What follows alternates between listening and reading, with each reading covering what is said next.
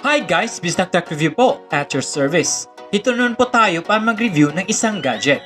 Ito yung sinasabi ko dati na mga small gadgets na pwede nyong pangregalo at minsan ginagawang freebies at paraffle na din na magagamit talaga natin sa pang-araw-araw.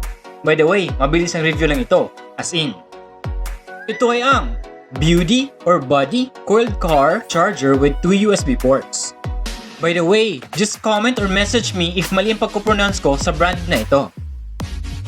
Now, for the product details. 1. Cable types. Coiled lightning cable, coiled micro USB cable, and lastly, coiled USB Type-C. 2. Ports. Meron itong dalawang USB ports. 3. Input. The usual 12 to 24 volts na pinuproduce ng charging ports ng sasakyan. 4. Output. 5 volts and 3.4 amperes. 5. Cable length. 1.8 meters if stretched. 6. Color variations. Black only.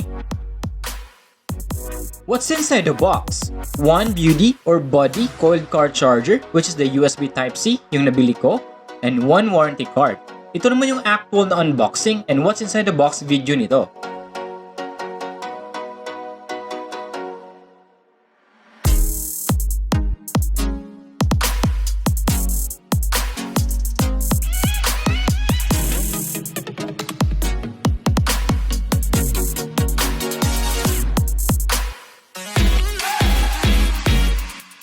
Review time!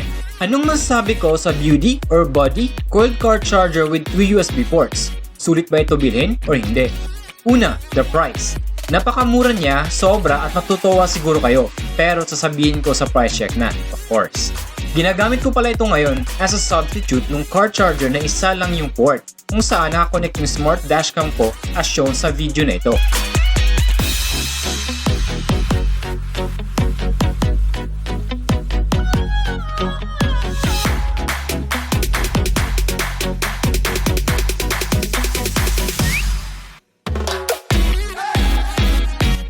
The reason we replace yung original car charger ng smart dashcam ko dahil isang saksakan lang ng USB port kasi. So for the dashcam lang talaga siya. My car has another USB charging port but I need to buy additional cables pa. Which I did pero for a different purpose naman yun. For my travel use. Naghahanda na kumbaga for next year if okay na ang lahat. Ang binili ko pala as shown sa what's inside the box ay ang USB Type-C dahil naubusan na ako ng 3-in-1. So mas maganda sana yun pero naubusan na eh. Mabenta yata pero mahal yun ng konti. Now ang tanong, sulit ba ito bilhin or hindi? Ang sagot ko ay yes. Maganda ito now as pahabol na regalo sa parents, sa kapatid nyo at sa mga kaibigan din na may sasakyan of course. Price check.